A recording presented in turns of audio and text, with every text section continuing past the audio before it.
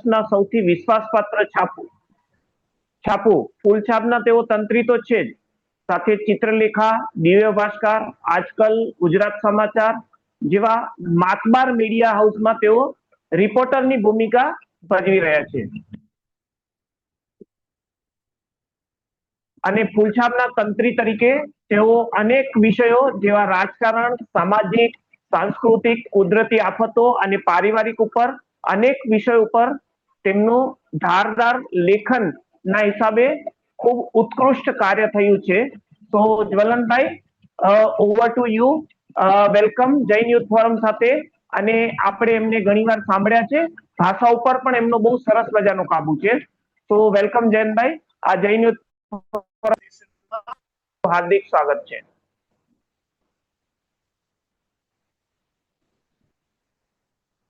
Yes જ્વલનભાઈ. નમસ્તે. નમસ્તે, જય જિનેન્દ્ર.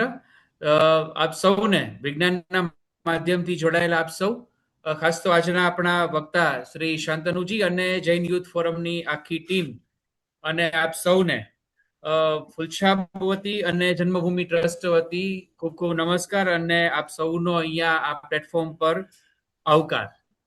જે લોકો ગુજરાતી વાંચે છે, ગુજરાતી જાણે છે અને ગુજરાતમાં જન્મ્યા છે અથવા તો ગુજરાતી હોય, જે લોકો વિશ્વના કોઈ પણ ખૂણે વસતા હોય, એ લોકો માટે જન્મભૂમિ અખબાર જૂથ અને ફૂલછાપનું નામ અજાણ્યું ન હોય. 105 વર્ષથી ફૂલછાપ અને એટલા જ વર્ષોથી, એટલે કે એક સદીની આસપાસથી આખું જન્મભૂમિ ટ્રસ્ટ છે એ અખબારી ક્ષેત્રે કામ કરે છે. અને વર્તમાન પત્રનું પ્રકાશન ઉપરાંત સામાજિક નિસ્બત, એટલે વાચક એ અમારા માટે ગ્રાહક નથી, પણ વાચક એ અમારો પરિવારજન છે. એટલે એની સામાજિક, આર્થિક, શારીરિક જે કંઈ પણ એના પ્રશ્નો હોય, એના જીવનમાં જે કંઈ પણ ક્વેરીઝ હોય, એના માટે અમે સતત નિસ્બત ધરાવીએ છીએ. We have deep concern with readers and the family members of Janmabhoomi જૂથ. અને એના ભાગરૂપે આજે આપણે આ સેમિનાર જૈન યુથ ફોરમના સહિયારા ઉપક્રમે કર્યો છે. જેવાયએફ ની સાથે આ ટ્રસ્ટ છે એ એક પરિવારના સભ્ય તરીકે જોડાયેલું છે. જેવાયએફ પણ આ જ રીતે સમાજના જુદા જુદા પ્રશ્નોને લઈને અને આજે જે કંઈ પણ બાબતો છે એની સાથે નિસ્બત ધરાવીને કામ કરે છે. અને આજનો આ સેમિનાર આજથી, એટલે કે આજથી 3 દિવસ ચાલનારો આ સેમિનાર પણ એ જ રીતનો એક અમારો ઉપક્રમ છે. કારણ કે આપણે વાંચીએ છીએ અમારા અને અન્ય અખબારોમાં, માધ્યમોમાં કે ખાદ્ય પદાર્થમાં ભેળસેળથી માંડી અને સ્વાસ્થ્ય, જે આપણા લાઇફસ્ટાઇલ ડિસીઝ છે જે વધતા જાય છે. તો આપણો આયુર્વેદ અને આપણા શાસ્ત્રો એવું કહે છે કે આખરે તો રસોડું એ જ આપણું ઔષધાલય છે. આપણા રસોડામાં પડેલી ચીજ વસ્તુઓ, મસાલા, એનો જો સમ્યક ઉપયોગ, જૈનિઝમની ભાષા આપણે એનો ઉપયોગ કરીએ તો સમતાપૂર્વક અને સમ્યક જો ઉપયોગ કરવામાં આવે તો એ જ આપણી દવા પણ બની શકે અને એ જ આપણો ઉપચાર પણ બની શકે અને દવા લેવાની જરૂર ન પડે. આના ઉપર વિશદ ચર્ચા આજથી થવાની છે.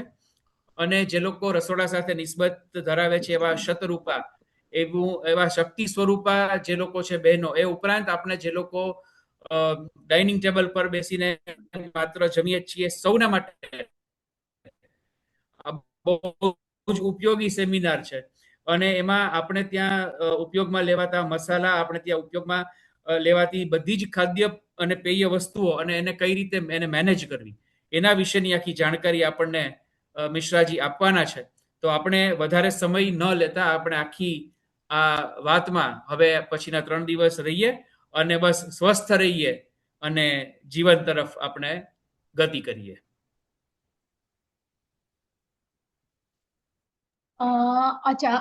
Thank you જ્વલનભાઈ.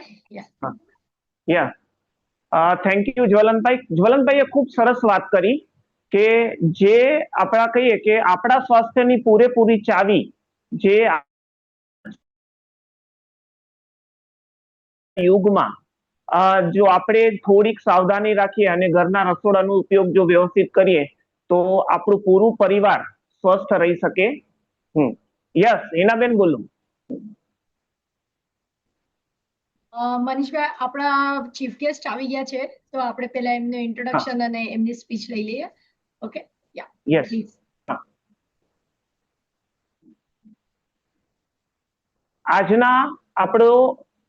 આ ઉપક્રમ ચાલુ કરીએ ત્યારે આજના આપણા ચીફ ગેસ્ટ બિદડા સર્વોદય ટ્રસ્ટના ચેરમેન શ્રી વિજયભાઈ ધારસી છેડા, ગામ કુંદ્રોડી. વિજયભાઈ એટલે સમાજમાં આપણે કહીએ કે ઉમદા કાર્ય માટેનું ખૂબ જ જાણીતું નામ. બિદડા સર્વોદય ટ્રસ્ટ માટે તો તેઓ તન મન ધનથી દરેક માટે હંમેશા તત્પર જ હોય છે, પણ ઘણી બધી સામાજિક સંસ્થાઓમાં જેવા કે વડો મહાજનમાં વિજય વલ્લભ રોજગાર યોજના અને એવી અનેક સંસ્થાઓમાં તેઓએ દાતાશ્રી તરીકે રહ્યા છે. અને હા, જે એટલે લગભગ 88 જેટલા વર્ષમાં પણ એ યુવાનોને પણ શરમાવે એવી સ્ફૂર્તિ અને દક્ષતાથી, એટલે એમનું વિઝન ખૂબ જ સરસ છે. દરેક વખતે બિદડા સરોદય છેલ્લે પ્રથમ ઘણા વર્ષો સુધી એવો 6 મહિના ઇન્ડિયામાં રહેતા અને 6 મહિના અમેરિકા રહેતા. એમનું કામકાજ અમેરિકા, એમનો પરિવાર અમેરિકા, છતાં 6 મહિના રહી અને અહીંયા સંપૂર્ણ સમાજની એ લોકો સેવા કરતા. અને હવે તો કોવિડ પછી તો એ 24/7 બિદડા ખાતે અવેલેબલ છે અને ખૂબ જ ઉમદા કાર્ય કરી રહ્યા છે. અને આજે પણ કંઈ પણ નવું હોય તો એમની અપનાવવાની તૈયારી હંમેશા વિજયભાઈ અગ્રેસર હોય છે કે આપણે કેમ વધારેમાં વધારે આપણા સમાજની અને આપણા આજુબાજુના લોકોને સ્વસ્થ રાખી શકીએ, એના માટેની સેવા માટે વિજયભાઈ હંમેશા તત્પર હોય છે.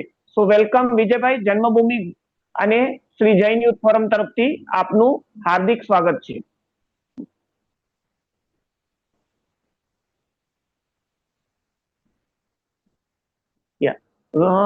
વિજયભાઈ માઇક અનમ્યુટ કરજો પ્લીઝ. યસ. આપ સૌને મારા જય જિનેન્દ્ર, નમસ્કાર. આપણી સાથે મનીષભાઈ બોલ્યા અને સાહેબ બોલ્યા એમ રસોડું એ જ આપણું દવાખાનું છે. જો આપણે આપણા રસોડાને જ દવાખાનું બનાવીશું તો કોઈ દિવસ દવા લેવાની જરૂર નહીં પડે. જીવનની અંદર આપણી ક્ષમતાઓની સાથે સાથે કેમ જીવવું એ પણ આપણે આવડવું જોઈએ. એનો આપણે જે ખાઈએ છીએ એ દવા તરીકે કેવી રીતે કામ લાગે એ આપણા હાથમાં જ હોય છે. એનો આજે આપણે જોઈએ તો આપણા જે રસોડાની અંદર આપણી મસાલાઓ ડબ્બી છે એની અંદર કેટલા બધા દવાઓ ભરેલી છે. આયુર્વેદિક દ્રષ્ટિ જોઈએ તો હંમેશા પૂર્વજો આપણા કહેતા હતા કે દવાખાને જોવા જતા કરતા ઘરની દવા લેવી વધારે સારી હોય છે. અને સાથે સાથે આજના જીવનની અંદર જૈન ધર્મની આપણે પ્રણાલિકા જોઈએ અને એ અપનાવીએ તો ઘણા દર્દો એમ જ દૂર થઈ શકે. એટલે ખાવા પીવાની અંદર ટાઈમિંગ ઇઝ વેરી ઇમ્પોર્ટન્ટ. આપણી બેસવાની સ્ટાઇલ, હવે બધા આપણે ટેબલ ખુરશી પર બેસતા થઈ ગયા છીએ એટલે પહેલાંનું આપણા જે બેસવાનું હતું એ નથી, ઓછું થઈ ગયું છે, પણ એ કરવું જોઈએ. સાથે સાથે આજે આજકાલના બેઠાડું જીવન વધુ થઈ ગયું છે જ્યારે આપણે ચાલતા નથી. જો આપણે ચાલવાનું બી સારું રાખીએ તો આપણી સ્વાસ્થ્ય હંમેશા સારું રહે છે. સાથે સાથે આપણું જીવનની અંદર થોડીક ટાઈમસર ખાવા પીવાની હેબિટ પાડવી જોઈએ. સાથે સાથે આજના યુગની અંદર જે જંક ફૂડ ખવાય છે એનાથી દૂર રહીએ તો પણ તબિયત ઘણી સારી રહેશે.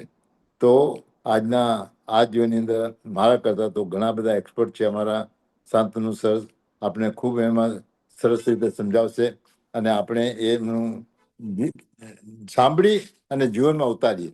સિર્ફ સાંભળીને આપણે રહેવા દઈશું તો એની અંદર આપણે કંઈ ફાયદો નહીં થાય, પરંતુ સાંભળી અને આપણા જીવનમાં જો ઉતારીશું તો આપણું જ રસોડું એ જ આપણું દવાખાનું બની જશે અને ખૂબ સારી રીતે આપણે જીવનમાં આગળ વધી શકું. આપ સૌ આજના લેક્ચરની અંદર મને બોલવા માટેનો ચાન્સ આપ્યો તે બદલ આપનો ખૂબ ખૂબ આભાર. જેવા એપનો ખૂબ ખૂબ આભાર. અને આવા કામ સમાજ માટે કરતા રહો અને આગળ વધો એ જ મારી શુભેચ્છા સાથે જય Jinendra. Thank you Vijaybhai.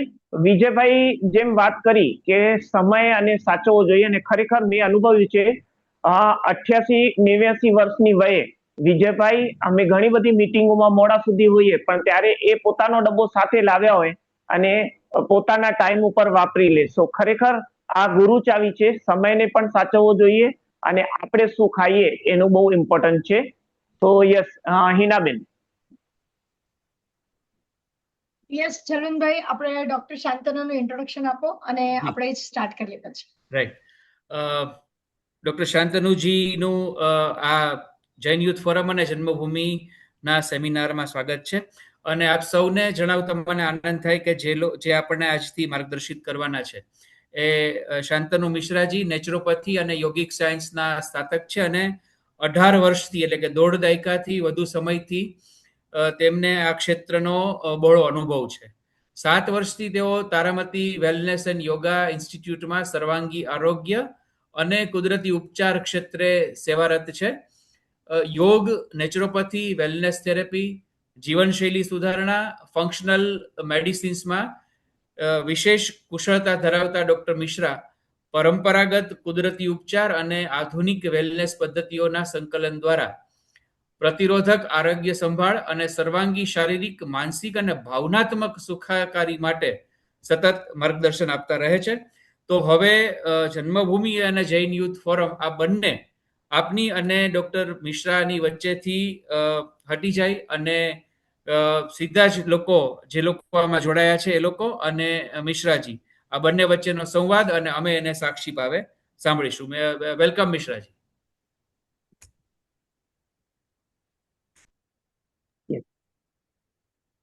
Yes Mishra ji, unmute करके चालू कीजिए अपना.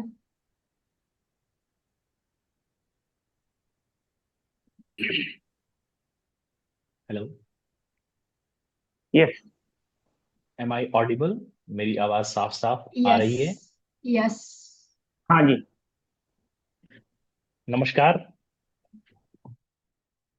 जैन यूथ फोरम के संस्थापक और इसकी शुरुआत करने वाले लोग, जिनमें से मैं मनीष भाई सांवला जी को जानता हूं, और इनका सार्थक प्रयास रहता है कि लोगों को प्राकृतिक चिकित्सा, योग और जीवन शैली और जीवन जीने की पद्धति को मैक्सिमम जैन युवाओं के बीच में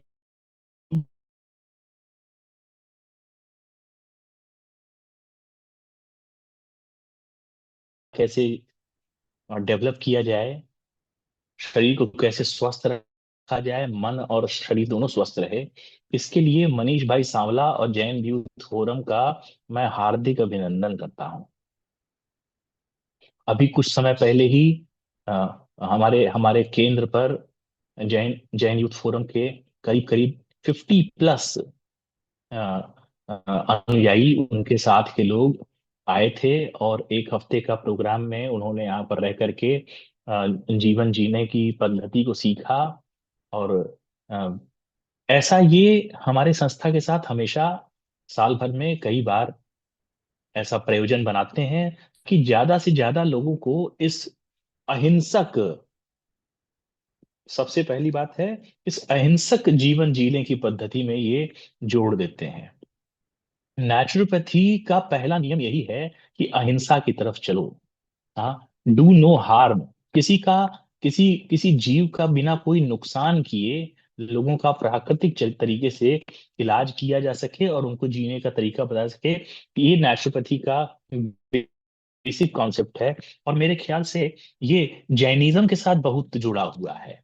इसीलिए जैन लोग जो आते हैं हमारे यहाँ, खासतौर से बॉम्बे से या पूरे भारत से भी आते हैं, वो लोग हमारे सिस्टम के साथ ज्यादा अच्छे से कनेक्ट कर पाते हैं, क्योंकि ज्यादातर चीजें ऐसी हैं जो कि अहिंसक पद्धति में ही आती हैं. आज का मेरा विषय है जो मुझे दिया गया है, वो है रसोई का डॉक्टर, रसोई में पाई जाने वाली फार्मेसी. क्या मेरी आवाज सही चल रही है? Yes yes yes sir, yes Shantanu ji proper आ रही है. जी ठीक है। यस। मैं कुछ और भी इंट्रोडक्शन देना चाहता हूँ।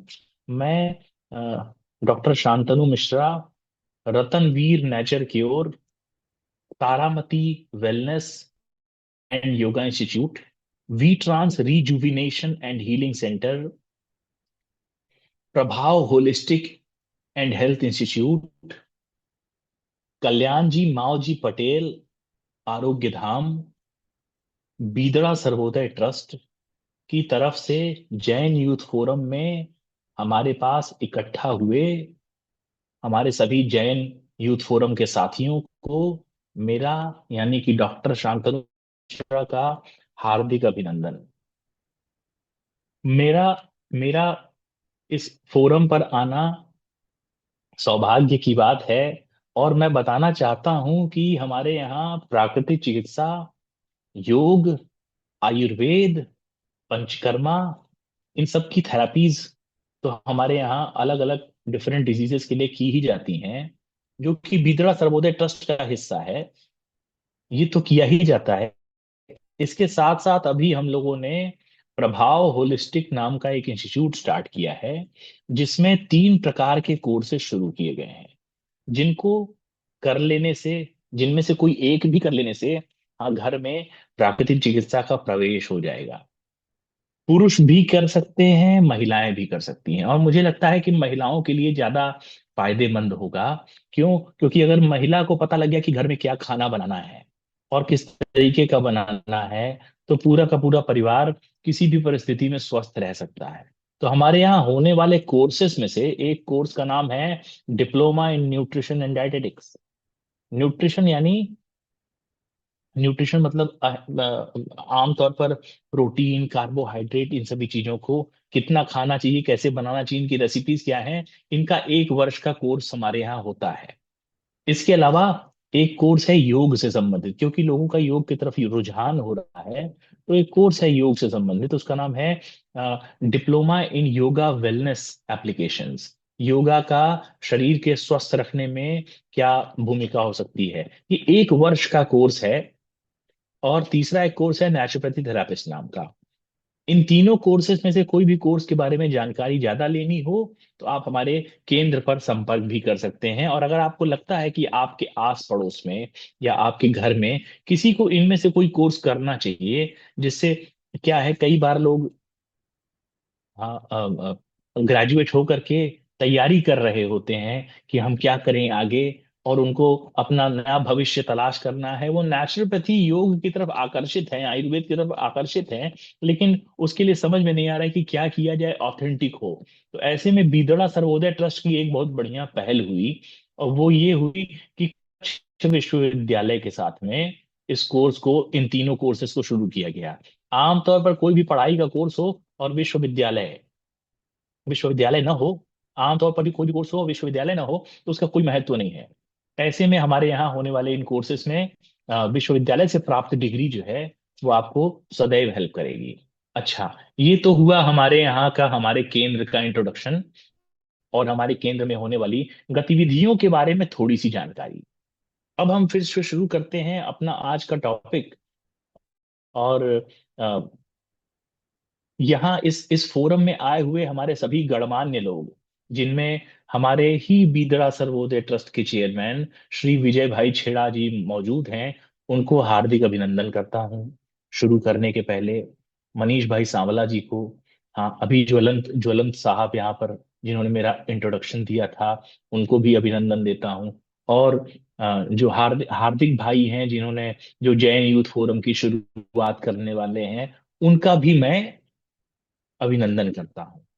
हाँ, इसके बाद हम शुरू करते हैं अपने आज के मेरे लेक्चर को, जिसमें रसोई से संबंधित फार्मेसी के बारे में तो मुझे बताना ही है, और साथ में मुझे बताना है कि पेट के अंदर होने वाली समस्याओं को कैसे ठीक किया जाए, और पेट यानी गट हेल्थ हमारे ऊपर कितना महत्वपूर्ण होता है।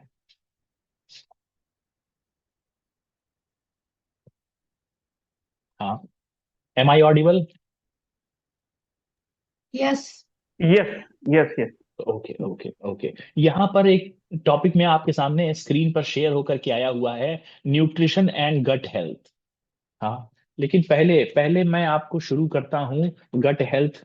आजकल पिछले 5-8 सालों से गट हेल्थ की बातें बहुत ज्यादा सुनाई देने लगी हैं, और कंपनीज ने गट हेल्थ को सुधारने के लिए अलग अलग गट हेल्थ से रिलेटेड कैप्सूल्स भी बनाने शुरू कर दिए हैं। लेकिन लेकिन इस क्रम में पहले आप जान लें कि नेचुरोपैथी, योग और आयुर्वेद का बहुत पहले से यही कहना रहा है, और वो श्लोक है, वो कहता है सर्वे रोगा मलावशा, सभी रोग मल दोष के कारण हैं। पेट में होने वाला मल दोष, टॉक्सिन्स ही सभी रोगों का कारण है। सर्वे रोगा मलावशा। और आगे कह रहे हैं लंघनम परम औषधम, फास्टिंग, उपवास ही सबसे बढ़िया रेमेडी है।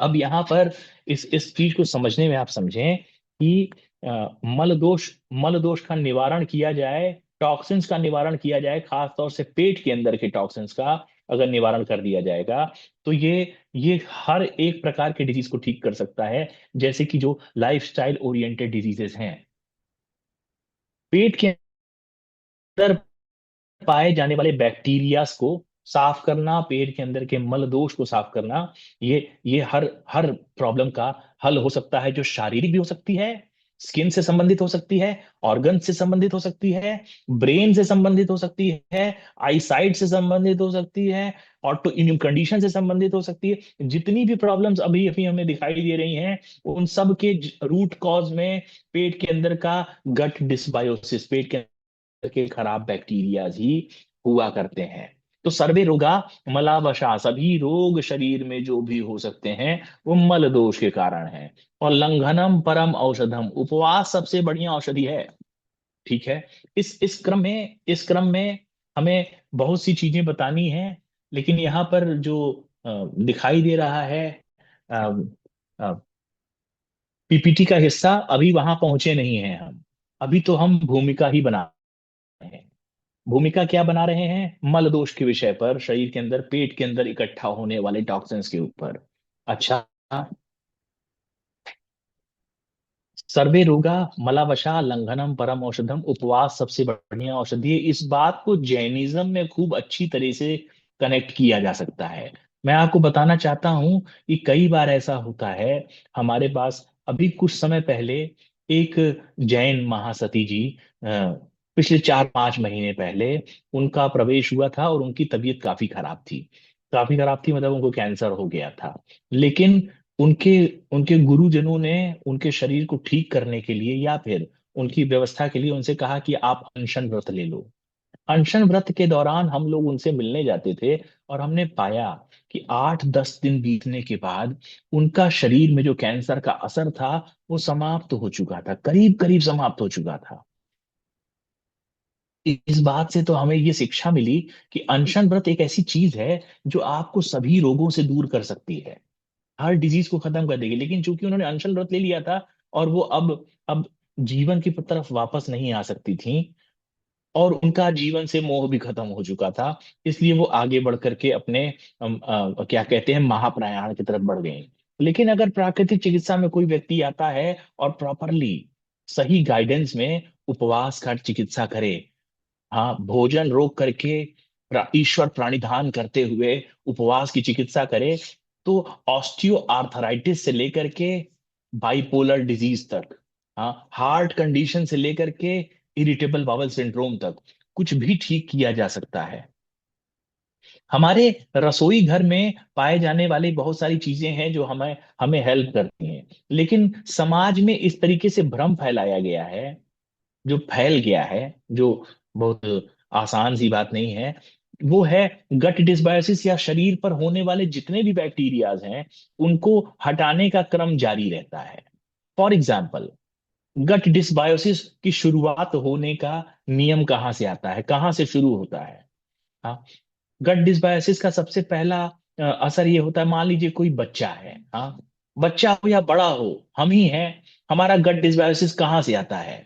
गट डिसबायोसिस आता है दवाइयों के अत्यधिक या अनावश्यक प्रयोग से। दवाइयों का अत्यधिक या अनावश्यक प्रयोग क्या हो सकता है?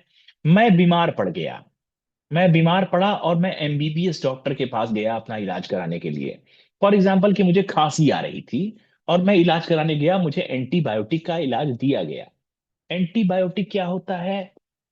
एंटीबायोटिक होता है अ, वो जो बैक्टीरियाज को खत्म कर दे, वो ऐसा ऐसा ऐसा सामान होता है एंटीबायोटिक। आपके आपके शरीर में जितने भी बैक्टीरियाज होंगे उनको वो किल करेगा, खत्म कर देगा। अच्छा, जैसे कंप्यूटर के अंदर, हाँ, कंप्यूटर के अंदर एंटीवायरस डालते हैं तो सारा का सारा वायरल वाला सामान हट जाएगा। हाँ, सब हट जाएगा और फिर उसके बाद हम देखेंगे कि हमारा कंप्यूटर क्लीन हो गया। ठीक उसी तरह से हमारे शरीर में जितने भी बैक्टीरिया से अच्छे बुरे सभी गायब हो जाएंगे। हम गए डॉक्टर से मिलने के लिए, हमने स्वयं को दिखाया, एंटीबायोटिक का प्रयोग हुआ, हमारे नाक से लेकर के पेट तक के सारे बैक्टीरिया गायब हो गए। हाँ, हम ठीक हो गए। लेकिन डॉक्टर आखिरी में हमें एक बात बताना भूल गया कि आपको फिर से पुनः अच्छे बैक्टीरियाज की ग्रोथ के लिए कुछ करना पड़ेगा। वही पिछले 60 70 100 सालों में बताना लोग भूलते रहे कि आपका नया बैक्टीरिया फिर से रीग्रोथ कब लेगा, ताकि आपका इम्यून सिस्टम ऐसा स्ट्रांग हो जाए कि अगली बार जब बीमारी मार्केट में आए तो आप सबसे पहले उसका शिकार ना हो जाएं। गट डिसबायोसिस के बहुत सारे लक्षण हैं। हीना जी, मैं चाहता हूं कि गट डिसबायोसिस का जो हमारा जो ये बना हुआ है, इसका फर्स्ट फर्स्ट वाला जो स्लाइड है उस पर पहुंचे। Slide number 1। ये बराबर है सर? शांतनु सर, एक second. Nutrition and gut health की बात, व्हाट इज गट डिसबायोसिस? यही है, बराबर है स्लाइड सर? स्लाइड नंबर 4 है वो। अच्छा, ये बराबर है? इसके भी पहले। यस। यस, कह रहे हैं गट डिसबायोसिस का मतलब, हाँ, इसके पहले वाला, हाँ। Gut dysbiosis means there are too many harmful microbes. अच्छा, माइक्रोब्स मतलब वो बैक्टीरियाज होते हैं, वो अलग अलग प्रकार के बैक्टीरियाज हैं, वो हमारे इंटेस्टाइन में कई सारे हार्मफुल बैक्टीरियाज हैं। अच्छा, इसको ऐसे समझिए कि मेरे पास ट्रिलियंस ऑफ बैक्टीरियाज हैं हमारे पेट के अंदर में, और उनमें से उनमें से ज्यादा संख्या उन बैक्टीरियाज की है जो हेल्दी हैं। Lactic acid bacilli, lactic acid by bifida, हाँ, लेक्टिफेरेंस, इस तरीके के 17 18 प्रजातियां हैं बैक्टीरियाज की। माना जाता है, हाँ, मॉडर्न स्टडीज बता रही हैं कि जब हमारा जन्म होता है उसके 5 साल के अंदर अंदर हमारे पेट के अंदर बैक्टीरियाज की कॉलोनी बनती है, जिसमें हेल्प करता है माँ का दूध। हाँ, और धीरे धीरे हमारे एक्वायर्ड इम्यूनिटी के लिए आने वाला, हाँ, बैक्टीरियाज का हमारे शरीर में ग्रोथ होना। लेकिन इसी बीच में आमतौर पर 1 साल का बच्चा होते होते एक बार उसको अगर पेट में तकलीफ हुई, पेट में दर्द हुआ, तो आजकल के पीडियाट्रिशियंस जो हैं वो नई प्रैक्टिस करते हैं। वो पहले पेट में तकलीफ होगा या डायरिया होगा या कुछ भी होगा, तो वो एक प्रोबायोटिक मेडिसिन देते हैं, ताकि पेट के अंदर के बैक्टीरिया को वापस सही कर लिया जाए जल्दी से।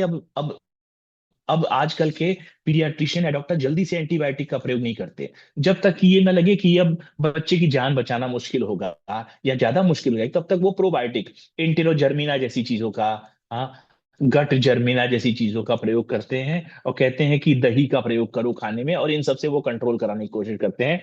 अभी मैंने रिसेंट प्रैक्टिस में देखा है, लेकिन पहले ऐसा नहीं होता था। मैं जिस जगह से आता हूं, मेरा जो होम टाउन है वहां उत्तर प्रदेश में, वहां लोग, वहां पर अभी 5 साल पहले तक तो डॉक्टर जो है बहुत आसानी से एंटीबायोटिक्स का प्रयोग करते थे, इससे पेट का बैक्टीरिया खराब हो जाता था। और बैक्टीरिया का डिसबायोसिस यानी वो खत्म होने के बाद हार्मफुल बैक्टीरिया की कॉलोनी पेट में बनी रहती थी।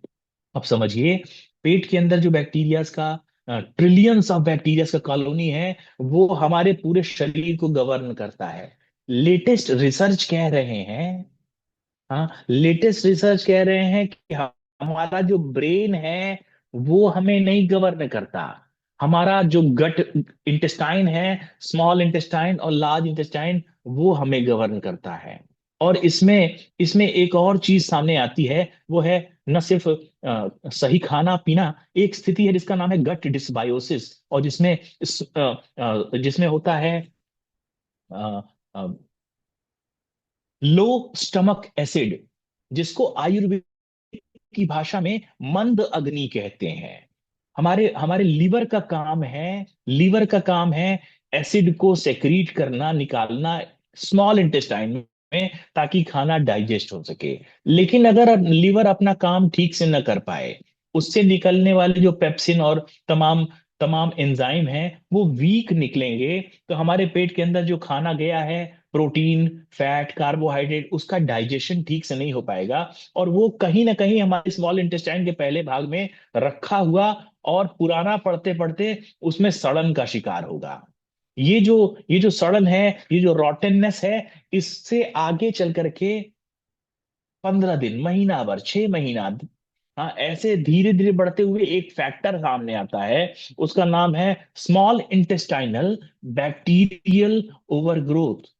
आपको कुछ लोग मिलेंगे जो खाना खा लेने के बाद उनके पेट में फुलावा यानी कि ब्लोटिंग हो जाता है। हाँ, खाना खा लेने के बाद ब्लोटिंग हो जाता है, या फिर शाम होते होते पेट फूलने लगता है। कहीं ना कहीं इसके पीछे वही लिवर से आने वाला स्लो स्टमक एसिड का एक कारण है। ये ये ये ये स्मॉल इंटेस्टाइनल बैक्टीरियल ओवरग्रोथ और small intestinal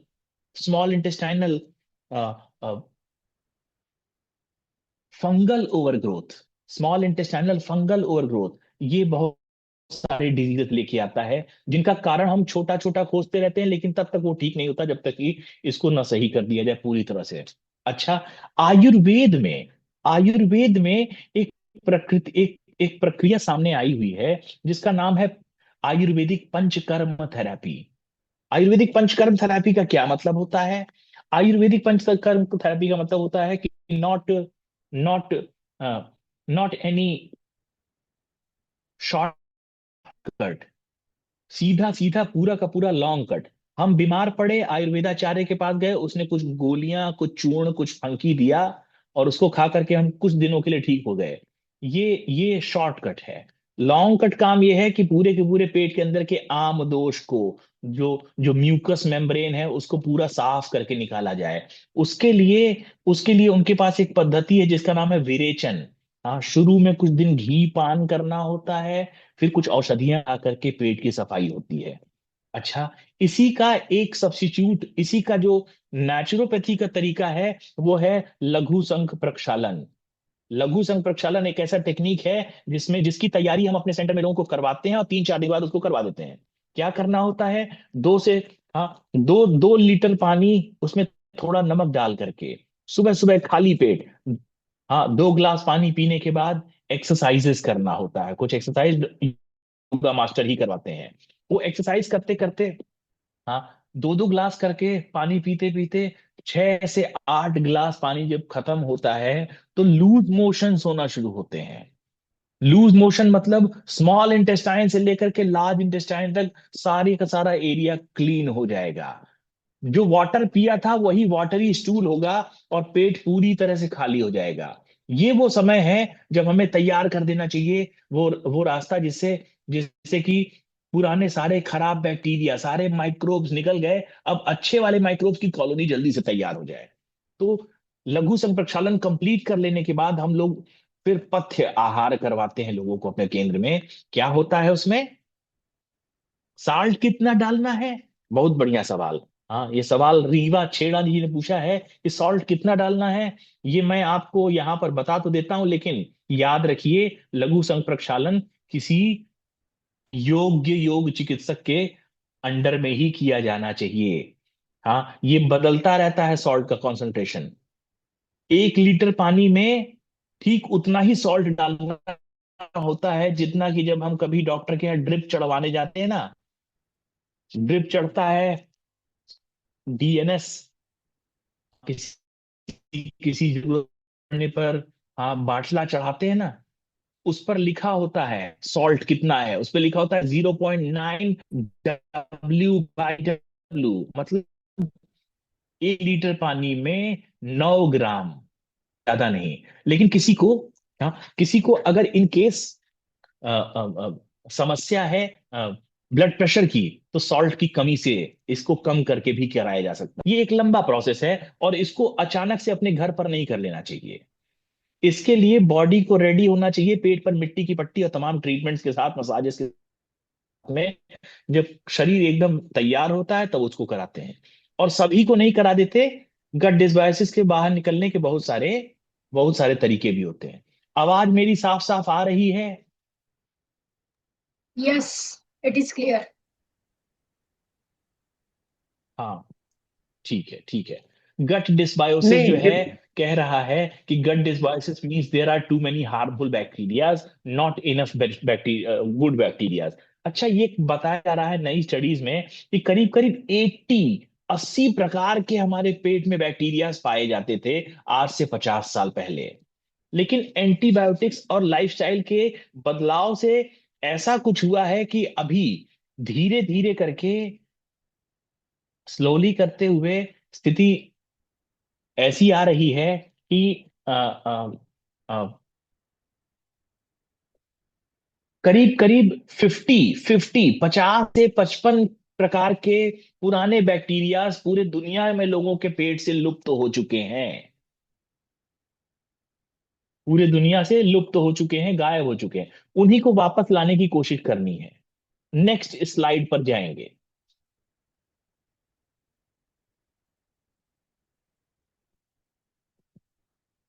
example, your gut contains trillions of helpful bacteria. हमारे हमारे intestine, small intestine, large intestine में बैक्टीरिया हैं जो हेल्पफुल हैं, बहुत अच्छे हेल्पफुल बैक्टीरिया हैं। लेकिन कुछ हेल्दी हैं और कुछ अनहेल्दी वाले हैं। हेल्दी हेल्दी हेल्दी बैक्टीरिया का जो हेल्थ बैलेंस है, वो जो हमारे शरीर में होगा, अगर अच्छे बैक्टीरियाज के नंबर ज्यादा होगा तो हेल्थ में बैलेंस होगा। और खराब बैक्टीरियाज, जो हार्मफुल पैथोजेनिक बैक्टीरियाज हो सकते हैं, वो अगर हमारे शरीर में है तो इनकी वजह से हार्मफुल कंडीशंस आ सकते हैं, जैसे कि ऑटो इम्यून डिजीज से लेकर के डायबिटीज से लेकर सब कुछ। मेरे पास, मेरे केंद्र में लोग आते हैं, क्या कह रहे हैं, क्वेश्चन पूछा है, is it cancer end TB also come in bacteria category? हाँ, कैंसर बैक्टीरिया कैटेगरी नहीं है। कैंसर मतलब होता है नियोप्लाज्म। हाँ, शरीर के अंदर अपने आप से एक नई ग्रोथ होने लगती है। लेकिन टीबी, ट्यूबरकुलोसिस जो है, वो बैक्टीरिया है। ट्यूबरकुलोसिस को ठीक करने के लिए एंटीबैक्टीरियल मेडिसिन का जरूरत पड़ता है, वो काफी समय से होता है। अगर किसी के शरीर में गट डिसबायोसिस है तो उसके लक्षण क्या होंगे? उसका लक्षण होगा ब्लोटिंग, मतलब पेट में फूल जाना। उसका लक्षण होगा गैस का बनना, पेट के अंदर हमेशा ही गैस्ट्रिक ट्रबल रहना। हाँ, पेट में होने वाला दर्द। हाँ, पेट में अक्सर जलन होगा, एसिडिटी होगी। आपको कुछ लोग मिलेंगे जिनको कुछ ज्यादा ही बर्फ आती है, कुछ ज्यादा ही डकारें आती हैं। आप कहेंगे इतना एयर कहाँ से आ रहा है? हाथों को दबाया तो बर्फ आ रहा है, गर्दन को दबाया तो बर्फ आ रहा है। हाँ, कहाँ से आता है इतना बर्फ? हाँ, कुछ लोग आते हैं मुझसे कहते हैं, साहब यहाँ पे दबाया ना तो भी मुझे डकार आती है।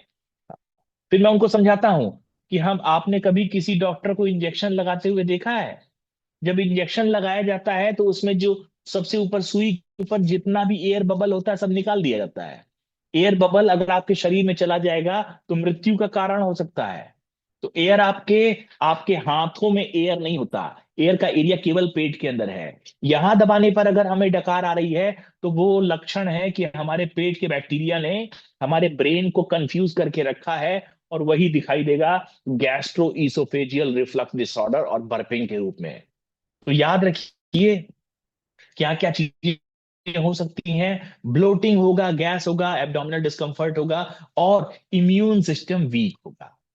हाँ, कोविड के टाइम पर इम्यून सिस्टम को सही करने के बहुत सारे रास्ते सामने आते थे। च्यवनप्राश खा लो, ये कर लो। नहीं, इम्यून सिस्टम जो है वो आपके गट बैक्टीरिया से ही गवर्न होता है। और इसके लिए हमें अपने अपने पेट के कल्चर को ठीक रखना पड़ेगा। हमारे खाने में प्रोबायोटिक संभालना चाहिए। अच्छा, क्या कह रहे हैं, पूछ रहे हैं कि ग्लूटेन इंटॉलरेंस क्या गट डिसबायोसिस का एक साइन है? जी हाँ, बिल्कुल है। ग्लूटेन का इंटॉलरेंस गट डिसबायोसिस का एक साइन है। और ये ग्लूटेन से, यानी कि जो जो जो गेहूं से मिलने वाला एक प्रोटीन है ग्लूटेन, वो हमें नुकसान कर सकता है। आज इस समय ग्लूटेन इंटॉलरेंस और लैक्टोज इंटॉलरेंस ये बड़ा प्रिवेल कर रहा है। पहले विदेश में हो रहा था, अभी इंडिया में भी ज्यादा प्रिवेल हो रहा है। इसके लोग आ रहे हैं, तो मैं ज्यादातर लोगों से कह रहा हूं कि गेहूं को अभी कुछ समय के लिए छोड़ दीजिए, ज्वारी या बाजरी या इनका प्रयोग करें। हाँ, हीना जी, नेक्स्ट स्लाइड पर जाएं।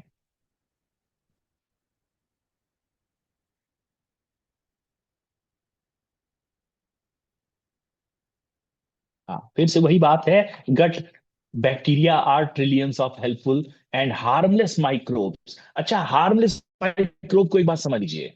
आपको प्रचार जीवन भर में क्या दिखाई दे रहा है कि जिन घरों में डेटॉल का ज्यादा प्रयोग होता है उसमें बच्चे कम बीमार पड़ते हैं। हाँ, डेटॉल डेटॉल साबुन का प्रयोग क्या करेगा? आपके हाथों से 99.9% बैक्टीरिया को हटा देगा।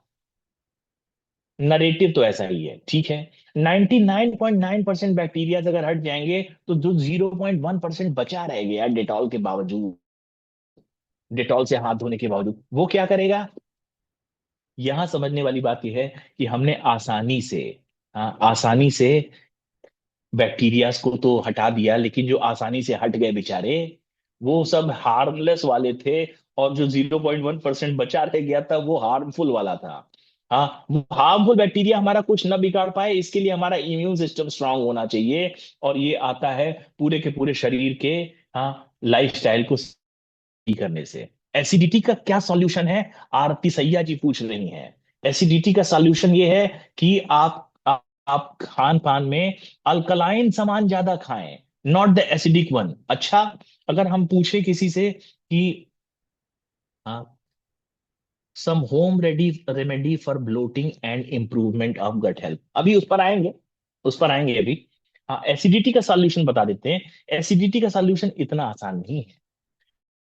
एसिडिटी का सॉल्यूशन है अल्कलाइन डाइट खाना। अल्कलाइन डाइट अगर आप गूगल पर जाकर के देखेंगे तो बहुत सारी चीजें मिल जाएंगी, ये अल्कलाइन है, वो अल्कलाइन है, ये नहीं है, वो नहीं है। हाँ, वो अल्कलाइन मतलब एसिडिक। एसिडिक खाना वो होता है जो आपके शरीर में जाकर के कंटेंट में एसिडिटी बनाए, रक्त पित्त बनाए, पित्त का विकार क्रिएट करे।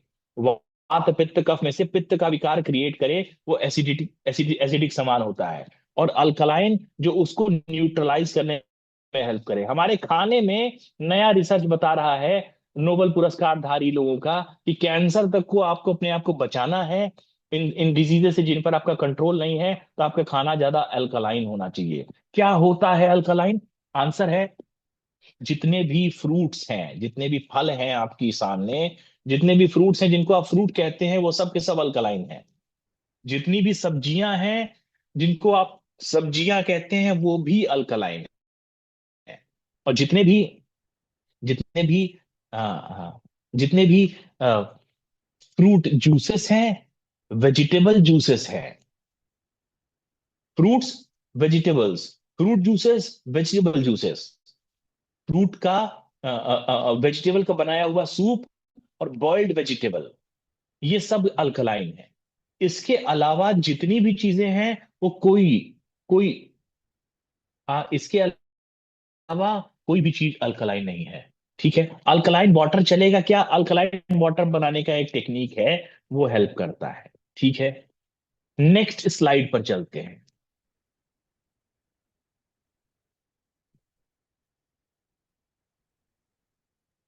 ठीक है, ये भी हो गया, अगला स्लाइड।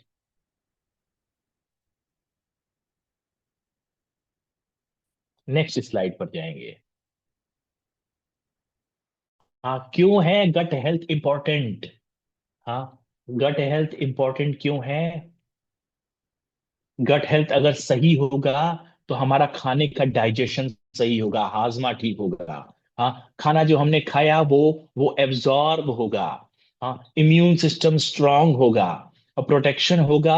हार्मफुल जर्म्स से हमारा इम्यून सिस्टम स्ट्रांग होगा। रेगुलर बावल मूवमेंट, यानी कि पेट ठीक से साफ हुआ करेगा, ये लक्षण है गट हेल्थ के सही होने का। ये सपोर्ट करता है ओवरऑल फिजिकल और मेंटल वेलबींग को। ठीक है, नेक्स्ट स्लाइड।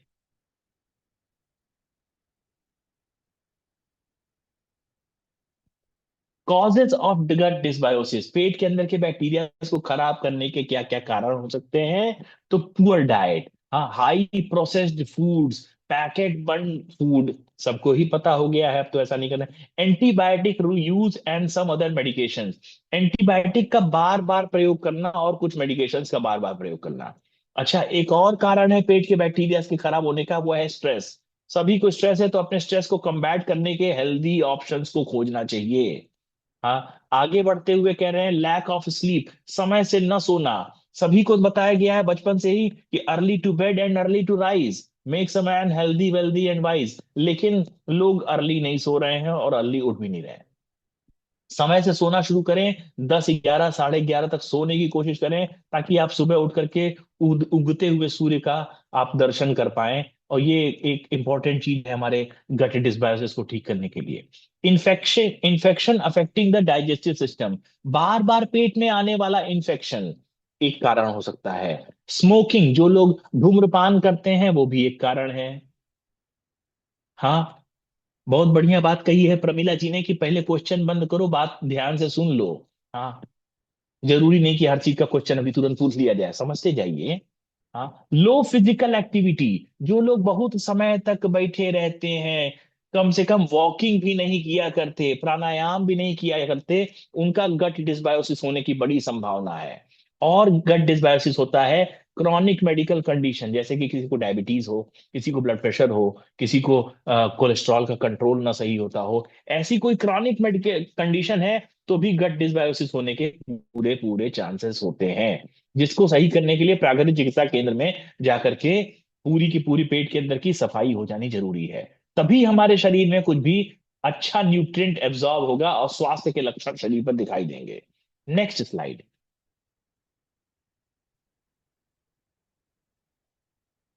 हाँ, कह रहे हैं क्या सिम्टम्स हैं? ब्लोटिंग, फुलावा, एक्सेसिव गैस, बार बार डकार आना या हवा का छूटना, हाँ, abdominal pain and cramp, diarrhoea, diarrhoea मतलब आईबीएस, बार बार खाना खाने के तुरंत बाद टॉयलेट की तरफ जाना, भागना, क्योंकि खाना खाते ही स्टूल पास करने की इच्छा होने लगना, हाँ, या फिर कॉन्स्टिपेशन रहना, हमेशा ही कॉन्स्टिपेशन रहना, हाँ, हार्ट बर्न, एसिड रिफ्लक्स, रात को सोए हुए हैं और भोजन कर लेने के थोड़ी देर के बाद जो भोजन डाइजेस्टेड था उसमें एसिड मिला हुआ वो हमारे गले में आ गया, गले में जलन क्रिएट करता है, हाँ, हार्ट बर्न क्रिएट करता है ये।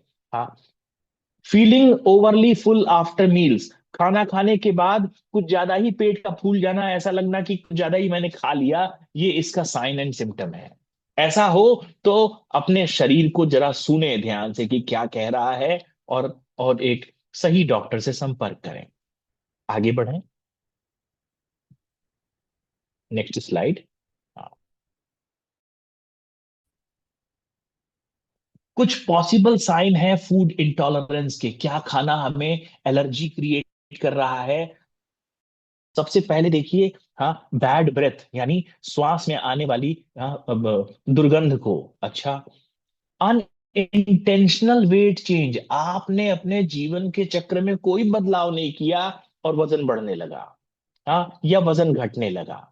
फूड इंटॉलरेंस एंड सेंसिटिविटी, अक्सर ही पेट में दर्द होने लगना, अक्सर ही डायरिया होने लगना, हेडेक, शाम होते होते माथे में दर्द शुरू होने लगना, हाँ, फ्रीक्वेंट इन्फेक्शंस, मौसम बदलने पर हर साल में जब जब जब मौसम बदले तब तब हमें बुखार आए, सर्दी हुई सबको हुई, हमको भी हो गई, हाँ, ये फूड इंटॉलरेंस का लक्षण है। स्किन प्रॉब्लम्स, जैसे कि चेहरे पर मुहासे आना, एक्नेज आना, एक्जिमा होना और रैशेस होना और हाइव्स होना और अर्टिकेरिया होना। मूड का चेंज होना, अक्सर अक्सर जो है मूड खराब रहना, अपने एम्प्लॉइज के ऊपर क्रोधित होते रहना। गट डिसबायोसिस का लक्षण, पित्त का विकार का लक्षण, क्रोध ज्यादा बने रहना, हमेशा इरिटेबल रहना, ये इसका एक लक्षण है। किसका? खाना जो हम खा रहे हैं वो हमें शरीर में जाकर के फायदा न करके इरिटेशन पैदा कर रहा है, गट डिसबायोसिस कर रहा है। ठीक है। ब्रेन फॉग होना, सुबह सुबह उठने के बाद हमें क्या करना है वो ही क्लियर नहीं हो पा रहा है, थोड़ी देर तक हम वैसे सन्नाटे में बैठे हुए हैं, इसको कहते हैं कंसंट्रेशन में कमी, किसी चीज के ऊपर फोकस बना लेने में कमी, ब्रेन फॉग होना, ये भी फूड इंटॉलरेंस का ही लक्षण है। आगे बढ़े, नेक्स्ट स्लाइड, नेक्स्ट स्लाइड। हाँ, जो गट के, जो पेट के अंदर के बैक्टीरियाज हैं, वो हमें हेल्प करते हैं, हाँ, डाइजेशन में, न्यूट्रिशन के एब्जॉर्प्शन में, विटामिन बी 12 जैसे विटामिन के बनाने में, जिंक में, हाँ, इम्यून फंक्शन में। इसलिए गट डिसबायोसिस से बचना बड़ा जरूरी है। क्यों? अगर पेट के अंदर के बैक्टीरिया की कॉलोनी, पुराने खराब बैक्टीरिया ज्यादा हुए आपके पेट के अंदर या जिसके भी, तो वो डाइजेशन पर अफेक्ट करेगा, न्यूट्रिएंट एब्जॉर्प्शन पे अफेक्ट करेगा, इम्यूनिटी पर अफेक्ट करेगा, मूड और मेंटल हेल्थ पर इफेक्ट करेगा। जो लोग बाइपोलर डिजीज की तरफ जा रहे हैं, डिप्रेशन की तरफ जा रहे हैं, हाँ, इरिटेबल माइंड सेट पर रहते हैं, अक्सर क्रोधित रहते हैं, समझिए कि उनका एक कारण ये भी हो सकता है कि उनके पेट के अंदर बैक्टीरिया खराब हैं। मेरे यहाँ नेचर क्योर में लोग आते हैं, मैं उनसे समझाता भी हूँ कि देखिए आपके पेट के अंदर 20 साल पुराने किराएदार हैं, हम उनको निकालना चाहते हैं, और जब हम आपके शरीर के अंदर से पुराने किराएदार निकालना चाहेंगे, पुराना पुराना टेनेंट छोड़ता है घर? नहीं छोड़ता। उसको निकालना चाहेंगे तो आपका मूड खराब होने लगेगा, आपके मन में आएगा कि यहां से निकल लिया जाए जल्दी से जल्दी। क्यों? क्योंकि आपके गट बैक्टीरिया आपके ब्रेन को अफेक्ट करते हैं। तो ऐसे में एक सही मकान मालिक की तरह आप स्थिर होकर के नेचर की ओर में रहिए जब तक कि पूरा क्लींजिंग ना हो जाए। इसीलिए कह रहे हैं डिस्टर्ब मूड और मेंटल हेल्थ, आपका मन जो है किसी चीज में फोकस बना करके लग नहीं पाएगा, खासतौर से अपने शरीर को फोकस बना के नहीं लग पाएगा। हाँ, और अक्सर आसानी से फैटीग यानी कि थकान का महसूस होना, शाम होते होते थकान का महसूस होना। और एक और लक्षण है इसमें, वो है शाम होते होते हमें कुछ स्पेशल चीज खाने की इच्छा होने लगना। हाँ, सुबह तो हमने खाया ही था, लंच भी हुआ, लेकिन जो 3 से 5 के बीच में इमोशनल टाइम आता है, जब दाबेली से लेकर के वड़ा पाव से लेकर सारी चीजों की हमें याद आती है, वो हमारे ब्रेन को नहीं आता। हाँ, या शुगर खाने की इच्छा होती है, वो सब हमारे गट बैक्टीरिया, खराब बैक्टीरिया को ही चाहिए होता है, ताकि वो आपके शरीर को, हाँ, और डिस्टर्ब कर सकें। और समय से ध्यान न दिया जाएगा तो धीरे धीरे करके ये और बड़ी चीज में परिवर्तित हो जाता है, जैसे जैसे कि सोरियासिस, हाँ, जैसे कि ऑटो इम्यून थायराइडाइटिस, जैसे कि स्किन पर आने वाले तमाम कंडीशन, ये सब हो सकते हैं। ठीक है, नेक्स्ट स्लाइड।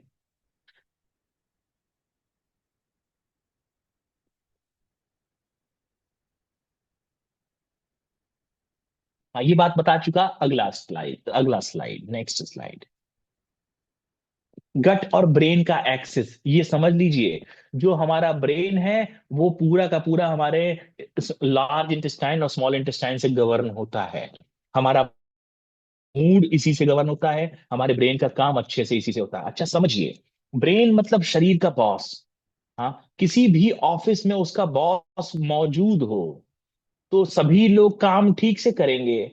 अगर बॉस मौजूद है और काम नहीं हो रहा, इसका मतलब बॉस कमजोर पड़ चुका है। हाँ, बॉस को किसने कमजोर किया? भोजन के न्यूट्रिएंट्स की कमी ने कमजोर किया, जो कि गट और ब्रेन के एक्सिस के बीच में है। तो हमें गट और ब्रेन का एक्सेस सही करना है, तो पहले पेट के बैक्टीरिया, पेट के जो ट्रिलियंस ऑफ बैक्टीरिया है पुराने, उन सब को साफ करके, मल दोष की सफाई करते हुए इस तरह से चलेंगे, तभी जा करके हमारा गट ब्रेन एक्सेस सही होगा, और क्या कहते हैं, बॉडी माइंड कनेक्शन ठीक होने लगेगा। हाँ, नेक्स्ट स्लाइड।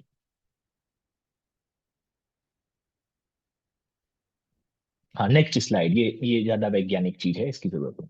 हाँ, disease linked to poor gut health, खराब गट हेल्थ होगा तो क्या क्या हो सकता है डाइजेस्टिव डिजीज में? इरिटेबल बाउल सिंड्रोम, खाना खाने के तुरंत बाद, हाँ, टॉयलेट जाने की इच्छा होना, मल निष्कासन की इच्छा होना, gastro oesophageal reflux disease, GERD, पहले बताया अभी मैंने इस बारे में। अच्छा, functional bloating and indigestion, functional bloating वही है कि एक बार हाथ कंधे पे दबाया तो बर पा रहा है, फंक्शनल ब्लोटिंग और इंडाइजेशन, खाना पचाने में समस्या। मेटाबॉलिक डिजीज क्या हो सकता है पुअर गट हेल्थ की वजह से? वो है ओबेसिटी यानी कि मोटापा, हाँ, टाइप 2 डायबिटीज यानी कि ओबेसिटी तो पहले आएगा और डायबिटीज दूसरा चीज है। फिर नॉन एल्कोहलिक फैटी लीवर आजकल बड़ा प्रिवेल हो रहा है। मेरे पास कितने ही सारे वैष्णव और जैन लोग आ रहे हैं जिन्होंने कभी भी शराब या मांसाहार का सेवन नहीं किया, फिर भी उनको फैटी लीवर हो रहा है। ये ये गट पुअर गट हेल्थ की एक निशानी है। तो इनके फैटी लीवर का इलाज हमारे यहाँ किया जाता है, ताकि पेट के अंदर एक्स्ट्रा बैक्टीरिया निकले और लीवर के अंदर का फैट लीवर अपने आप को खुद ही से ठीक करने में सक्षम हो जाए। Next slide. Immune related condition, food allergies and sensitivity. हाँ, तमाम तरीके के खाने से एलर्जी क्रिएट होने लगना, स्किन पर वो एलर्जी आना, पेट में एलर्जी आना, डायरिया के रूप में एलर्जी आना, ऐसा दिखाई देगा। जैसे कि किसी किसी को पीनट से एलर्जी हो रहा है, किसी को ग्लूटेन एलर्जी हो रहा है, किसी को लैक्टोज इंटॉलरेंस हो रहा है, गट रिलेटेड एलर्जी का लक्षण। हाँ, इंक्रीज फ्रीक्वेंसी ऑफ इंफेक्शन, हाँ, इम्यून सिस्टम का खराब होना। ऑटो इम्यून कंडीशन जैसे कि रूमेटाइड आर्थराइटिस, जिसका कारण किसी को नहीं पता, उसका अंग्रेजी डॉक्टर जो है स्टीरॉइड से इलाज करते हैं। थायराइड का डिसऑर्डर, इन सभी चीजों का मुख्य कारण हम कहते हैं, रूट कॉज पर जाइए तो वो होता है गट डिसबायोसिस।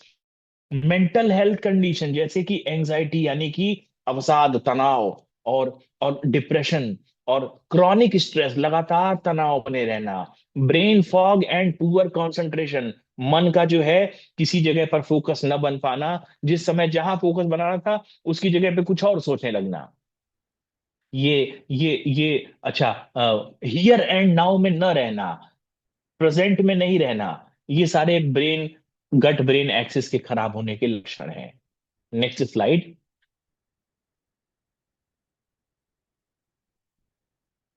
अच्छा, यहां पर बताया गया है इस पिक्टोरल रिप्रेजेंटेशन में कि क्या क्या चीजें हमारे गट माइक्रोबायोम के वजह से खराब हो सकती हैं, और हमारा गट माइक्रोबायोम, पेट के अंदर के बैक्टीरिया किन किन चीजों को अफेक्ट करते हैं। सबसे पहले स्केलेटल मसल्स, यानी कि हमारी जो मसल्स हैं इनकी हेल्थ पर वो आते हैं, और आपकी मसल्स का जो परफॉर्मेंस है वो वीक पड़ेगा। हाँ, दांतों का ओरल हेल्थ खराब होगा। ब्रेन में बिहेवियरल कंडीशन, यानी कि जैसे कि आपको दिखाई दिया था, डिप्रेशन और एंजाइटी जैसी चीजें आएंगे। सेटाइटी मतलब हमेशा ही सेटाइटी का खराब होना, यानी कि भोजन हमको जितना चाहिए था उससे ज्यादा खा लेने की इच्छा होते रहना, और अलग अलग प्रकार के शुगर्स की तरफ की क्रेविंग होना।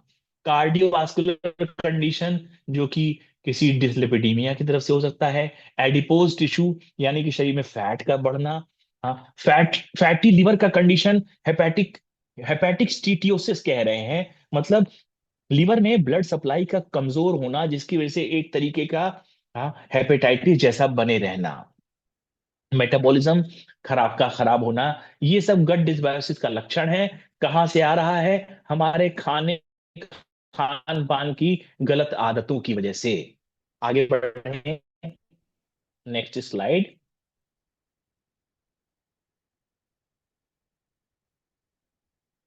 Food that improve our gut health, वो खाने जो हमारे हेल्थ को सही करते हैं, उसमें सबसे नंबर 1 पर कह रहे हैं योगर्ट, यानी कि दही। हाँ, बटर मिल्क, छाछ, गुजरात में, पूरे भारत में भोजन के उपरांत छाछ की आदत डाली गई है। इसने कई लोगों की मदद करके रखा है। हाँ, इसके अंदर लैक्टिक एसिड बेसिलाई है जो पेट में जाकर के गुड बैक्टीरिया बनाएगा। हाँ, केफिर की बात कर रहे हैं। केफिर क्या होता है? गोट मिल्क से बनाया हुआ एक पेय पदार्थ है, जो भारत में उतना पॉपुलर नहीं है, लेकिन कैंसर जैसी सिचुएशंस में लोगों को दिया जाता है। लेकिन इसमें भी इस ये भी एक तरीके का प्रोसेशन ही है। उसको करने के लिए प्राकृतिक चिकित्सा केंद्र में आकर के सीखना पड़ता है कि इसको कैसे यूज करेंगे। बहुत अच्छा है प्रोबायोटिक के रूप में। क्यों? क्योंकि गोट है ना, गोट गोट बकरी जो है वो ज्यादातर ग्रीनरी ही खाती है। हाँ, fermented food like idli, dosa, dhokla, ये कुछ लोग आते हैं हमारे पास, कहते हैं आटे वाला सामान नहीं सूट करता। नहीं, आपको नहीं सूट कर रहा। क्यों? क्योंकि आपके पेट के अंदर जो बैक्टीरिया है उसको वो नहीं चाहिए। तो जिनको आटे वाला सामान नहीं सूट कर रहा है, वो जान ले कि डिसबायोसिस के शिकार है। पहले पेट सही होगा, उसके बाद ही ये सूट करेगा। हाँ, पिकल्स, अचारों का प्रयोग, प्रीबायोटिक फूड, वो जो हमारे अच्छे बैक्टीरियाज को खाना देता है, वो है बनाना। अच्छा, हाँ, ओट्स, होल व्हीट, व्हीट का पूरा हिस्सा, चोकर समेत आटे की रोटी, लेग्यूम्स जैसे दाल। हाँ, अभी आएगा पर्युषण पर्व, उस समय पर केवल कठोर खाने को कहा जाएगा। कई लोग कहते हैं कठोर से सही होता है, कई लोग कहते हैं कठोर से खराब होता है। ये कठोर जो है वो आपके पेट के गट बैक्टीरियाज को अच्छा भोजन देने वाला सामान है। याद रखिए, आप एक अहिंसक पद्धति को फॉलो करते हैं, उसमें कठोर इज वेरी गुड। तो ये गैस्ट्रिक ट्रबल करने वाला सामान नहीं है, ये गैस्ट्रिक ट्रबल से बचाने वाला सामान है। क्या? लेग्यूम्स, दाल, चिकपीस, बीन्स। ओके, अगला स्लाइड।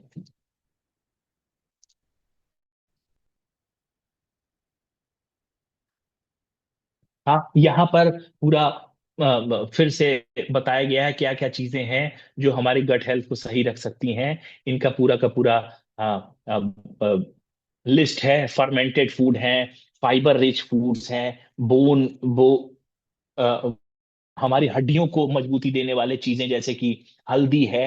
हाँ, उसके अलावा यहाँ पर तो डार्क चॉकलेट का भी नाम बताया गया है जो हेल्प करता है। हाइड्रेटिंग फूड, हाइड्रेशन बढ़ाने वाला cucumber water, watermelon, leafy Green's.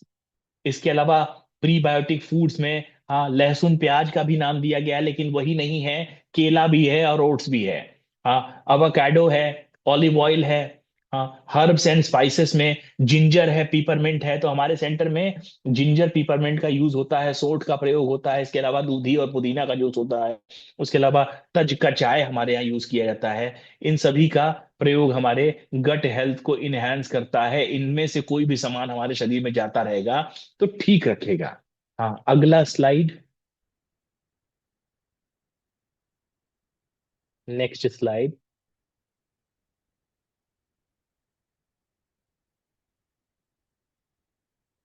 Hydration, हमारे पेट के गट बैक्टीरिया को सही रखने के लिए जो चीज सबसे जरूरी है वो है प्लेंटी ऑफ वाटर। खूब सारा पानी पिए। कितना पानी पीना चाहिए? मैं फार्मूला कह रहा है कि पर 20 kilogram of body body weight, आपके शरीर का 20 किलोग्राम, 1 लीटर पानी। अगर कोई व्यक्ति 60 किलो का है तो 3 लीटर पानी पिए दिन भर में। व्यक्ति 80 किलोग्राम के हैं तो 4 लीटर पानी चाहिए। ये नहीं कि सबको 2.5 लीटर में ही काम चल जाएगा। अगर हमने वजन बढ़ा के रखा है 120 किलो अपने शरीर का किसी भी कारण से, तो 6 लीटर पानी की दरकार है। उससे कम लेंगे तो आपके गट बैक्टीरिया सही नहीं होंगे। इसमें कुछ नेचुरल इलेक्ट्रोलाइट हैं जैसे कि कोकोनट वाटर, ये भी हेल्प कर सकते हैं। ठीक है, नेक्स्ट स्लाइड।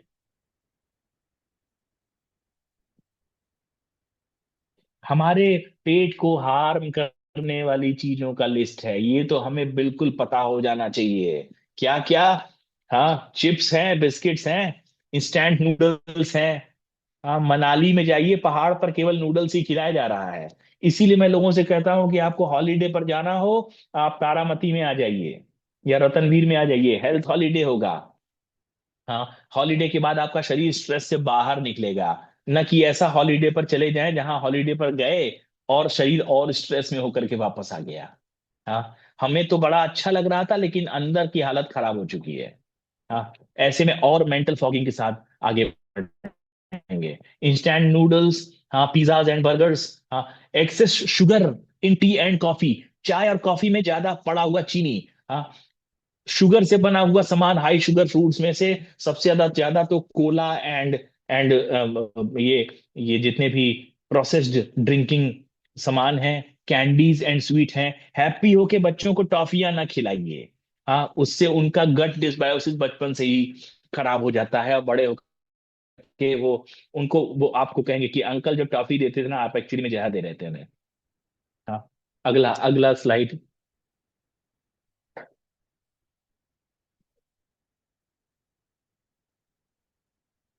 हाँ, रिफाइंड ब्रेड्स, हाँ, ब्रेड बहुत अच्छा सामान नहीं है, भारतीय सामान भी नहीं है। तो हैप्पी होकर के सैंडविचेस की तरफ आगे बढ़ जाएं, नॉट गुड। वाइट राइस, जो चावल जो है जिसको एकदम साफ सुथरा करके बनाया गया है, चमकता हुआ, कौन सा? Basmati rice, hand pounded rice, चावल के ऊपर जो कोटिंग होती है, जो उसकी चोकर का काम करती है, वो चाहिए होती है। चावल की जो कोटिंग है वो विटामिन B12 देता है।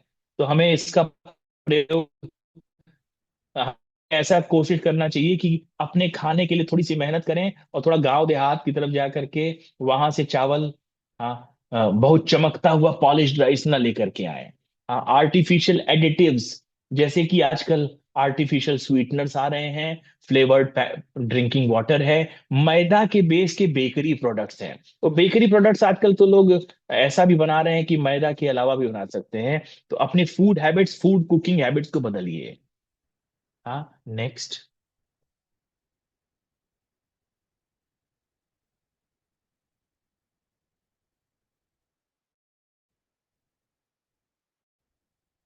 Next slide. हाँ, अल्कोहल स्मोकिंग, ये हमारे सिस्टम को खराब करने में, गट हेल्थ को और किडनी हेल्थ को खराब करने में बहुत सहायक है। हाँ, importance of hydration. Next slide ये हो गया। क्योंकि समय की भी पाबंदी है, अभी और बहुत सारी चीजें बची हुई हैं। Next slide. हाँ, एक बात जरूर याद रखिए, रिपीटेडली रीहीटेड ऑयल, समोसा जो बाजार में बन रहा है वो एक तेल में एक ही बार में नहीं बनता, वो सवेरे से लगाए हुए हैं, और इससे होता है ट्रांस फैट का बनना, और वो शरीर तो खराब करेगा, गट हेल्थ को भी खराब कर देता है। बेटर ऑक्सीजन सप्लाई हमारे शरीर को मिले, इसके लिए प्राणायाम और ब्रीदिंग एक्सरसाइजेस करना, रेस्ट करना शरीर को। हाँ, खाना खाने के बाद थोड़ी समय के लिए दोपहर में 20-30 मिनट्स का नैप लेना हेल्प करता है गट हेल्थ इंप्रूव करने में। हाँ, अपने ब्रीदिंग पैटर्न को सही करिए, डीप ब्रीदिंग की तरफ जाइए। स्लो ईटिंग, जल्दी जल्दी ना खाया करें। हाँ, चबा करके खाने को सलाइवा में मिला करके खाना जरूरी होगा। हाँ, ये वो हैं जो गट हेल्थ को, डाइजेशन को हेल्प करेंगे। हाँ, कार्बोहाइड्रेट का डाइजेशन मुंह से शुरू होता है, तो रोटी को चबाना जरूरी है। हाँ, रोटी नहीं चबाई जाएगी तो गट हेल्थ खराब होता है। Okay, next.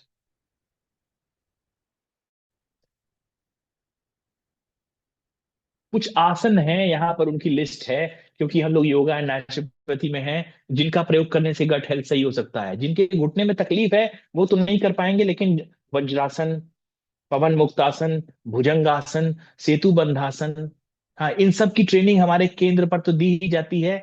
और आप चाहें तो एक योग्य योग प्रशिक्षक से इन आसनों को सीखते हुए ब्लोटिंग, पेट के अंदर गैस्ट्रिक ट्रबल, इनको सही करने में इन आसनों से मदद ली जा सकती है। ये 7 आसन हैं, इसके अलावा और भी आसनों का क्रम है जिनको सीखना चाहिए किसी योग्य योगा टीचर की मदद से। हाँ, तो एक्सरसाइज, हाँ, yogic exercises are very beneficial for gut health. Next.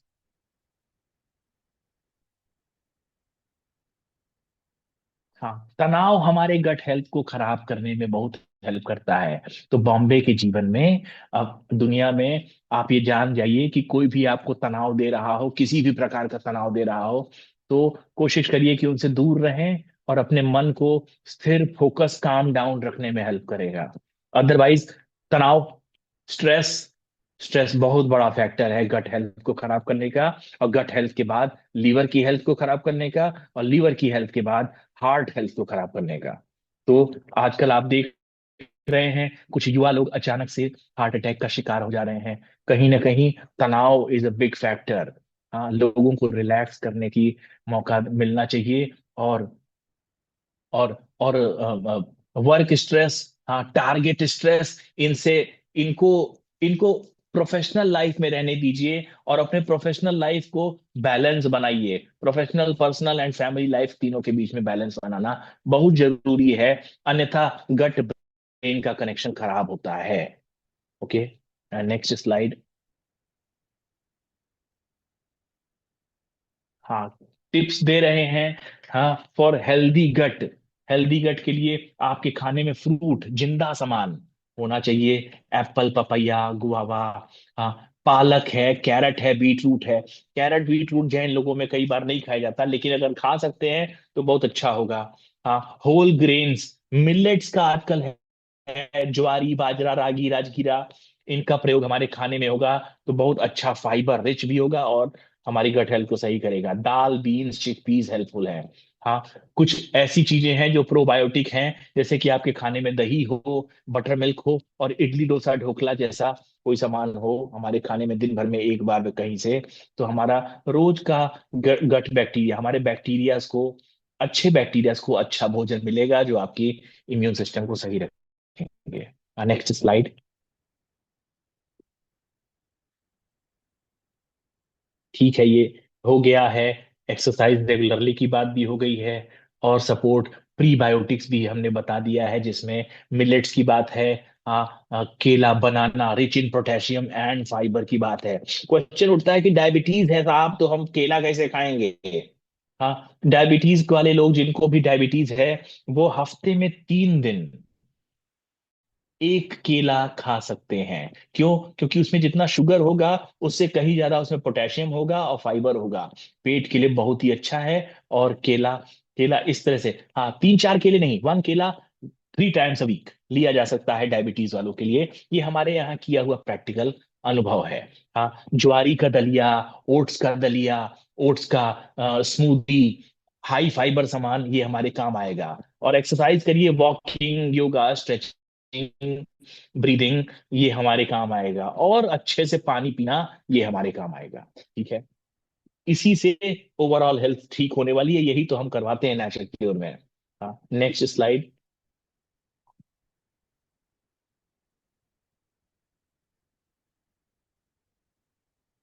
Maintain stress, sleep well, कोशिश करिए 7 से 8 घंटा रोज सोने के लिए।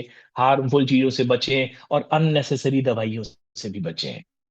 हाँ, हाँ, yoga, deep breathing, meditation, good sleep, ये सारे स्ट्रेस को भी कम करते हैं और लाइफस्टाइल को भी सही करने में हेल्प करते हैं। नेक्स्ट।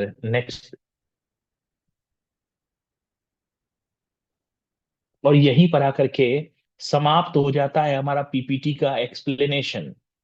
हाँ, लेकिन समाप्त नहीं हो जाता हमारे जीवन में गट हेल्थ को ठीक करने की विधियों को सीखना और समझना। हाँ, हमारे पास इम्यून सिस्टम को ठीक करने के बहुत से रास्ते सामने आते रहते हैं। हाँ, हमें समझना चाहिए कि हमें किस चीज को कैसे खाना है। फॉर एग्जाम्पल, एक छोटा सा एग्जाम्पल, हाँ, हल्दी हमारे रसोड़े रसोड़े का, हाँ, रसोई घर में जो मसाले हैं वो हमारे काम आ सकते हैं, लेकिन उसको काम में लाने के लिए उसको बनाने की विधि तो पता रहे। फॉर एग्जाम्पल, हल्दी है, टर्मरिक, टर्मरिक कैसे लिया जाए कि वो हमारे काम आ जाएगा? हाँ, टर्मरिक के अंदर करक्यूमिन पाया जाता है। करक्यूमिन जो है वोलाटाइल सब्सटेंस है। अगर हमने उबलते हुए पानी में हल्दी डाल करके उसका काढ़ा बनाया, तो उसके अंदर सारा का सारा जितना उसके अंदर का करक्यूमिन है वो हवा में उड़ जाएगा, इवेपोरेट हो जाएगा। फिर हमें जो इम्यूनिटी मिलनी थी हल्दी से, वो ख्वाबों और ख्यालों में ही मिलेगी। ऐसे में हल्दी का सही प्रयोग समझें। उबलते हुए पानी में नहीं, हल्के से गुनगुने पानी में थोड़ा हल्दी डाल करके, काली मिर्च जिसके अंदर बायोपिपरीन पाया जाता है, उनके साथ में प्रयोग करेंगे तो हेल्प करेगा। हाँ, कोविड के समय पे लोगों ने खूब हल्दी का प्रयोग किया। वो सही तरीका नहीं था। अच्छा, तो दाल में जो पड़ा हुआ हल्दी है वो हमारे काम आएगा क्या?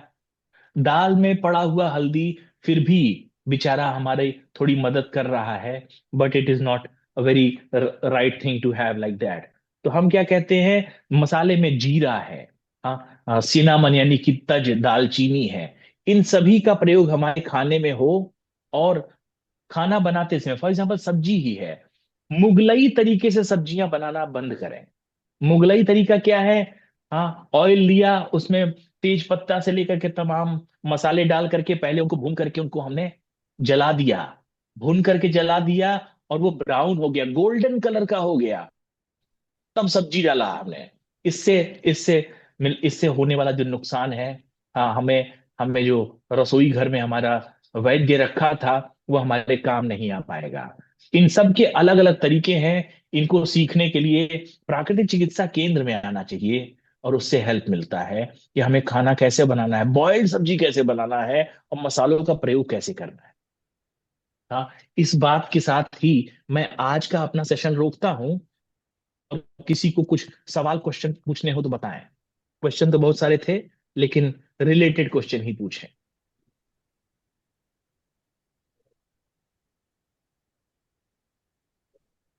हेलो हेलो मनीष भाई। हाँ जी। Yes, thank you doctor Shantanu Mishra ji. बहुत ही अच्छी तरह से आपने गट हेल्थ, जो पेट के जो रोग है उनके लिए हमें क्या करना चाहिए, कौन सी सावधानी बरतनी चाहिए, और किस तरह से अच्छे बैक्टीरिया भी होते हैं कि जो एंटीबायोटिक का जो यूज आजकल बढ़ गया है, तो अच्छे जो बैक्टीरिया है वो भी अगर हमें खत्म हो जाते हैं तो नुकसानकारक है। तो उसके बारे में बहुत ही अच्छी तरह से आपने समझाया। तो खूब खूब धन्यवाद ये वर्कशॉप में आने के लिए। आपका तहे दिल से जन्मभूमि ग्रुप एंड कच्छ जेवायत तहे दिल से आपका शुक्रगुजार है। Thank you. Thank you doctor Mishraji, thank you Manishbhai, thank you everyone. કાલે આપણે સેમ ટાઈમે મળશું અને પ્લીઝ બધા સવારે 8 વાગે જોઈન કરી લેશો તો અમે તમને વેઇટિંગ રૂમમાં રાખ્યા હશે, તો 8:15 સુધી 8:20 સુધી અમે તમને એડ કરશું. સો don't worry, don't panic. Okay, thank you everyone, take care. Thank you doctor Mishra once again. Good night, जय जिनेंद्र सौने। जय जिनेंद्र।